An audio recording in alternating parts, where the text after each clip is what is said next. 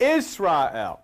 If I say to you, there are three prominent Egyptian gods. One is Isis. Do you see it anywhere in that name? The other is Ra. Do you see it anywhere in that name? The other is El. Do you see it anywhere in that name? Do you have to be a linguist, or do you have to have a copy of the Oxford Dictionary in order to see Isis, Ra, and El in that name?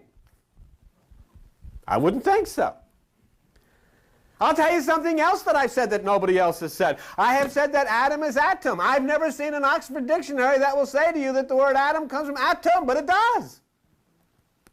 And that's what taking a rib out of Adam means. You're splitting the atom. That's not in the Oxford Dictionary. You don't have to believe that. I can't prove that. I'm offering that to you. There's 10,000 different variations, but what I am saying to you is that I am seeing this word, and I find in this word that is a Jewish word that hails the Jewish nation, very strange that it does contain, and this is proved because you have eyes. If you can see this board, it contains the name of these three gods. And it goes to such an extent that if you go into the deep mythology, you'll find that these two were married. The Queen of Heaven married the sun god. And they produced El, which is the power within you. Right. And if really you are seeking to understand who this is in the form of what you use as contemporary religion, and most of you have gone through Christianity, this is Mary, this is God the Father, and this is Jesus. That's okay, no problem with that. Right.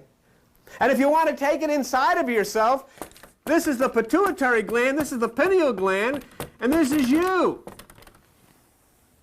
It is the feminine and it is the masculine, and it produces a harmony that makes a power within. And that's what Israel means.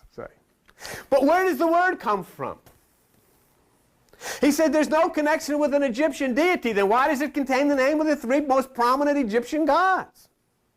And why is it first uttered by a man who is learned in all of the wisdom of the Egyptians? See? So, but don't be afraid to express yourself. I see it curious that the name Israel contains these three prominent Egyptian gods. And it must mean something occult. Now, let us say something here.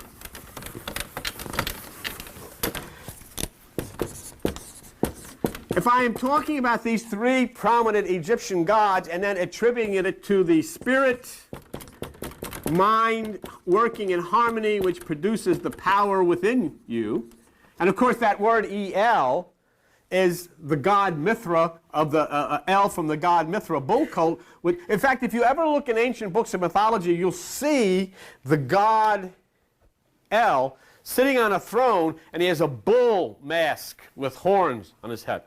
Okay? That power inside El is the origin in English of the word angel.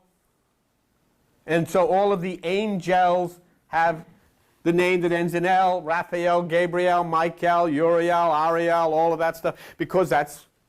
And the reason that they end in El, and that's not going to be in the Oxford Dictionary either, is because of the bull Mithra cult, which was the power which explodes within the power of God from within. Okay.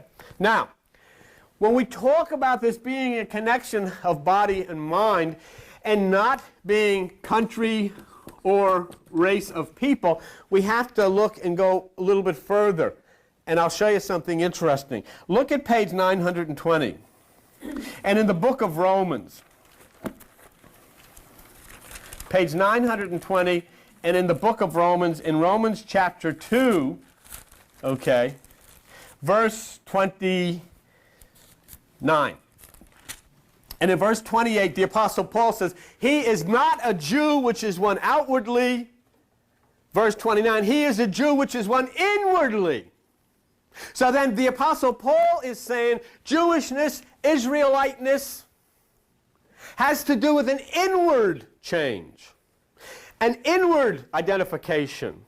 So it has to do, if it's inward, it has to do with consciousness. It has to do with spirit and mind.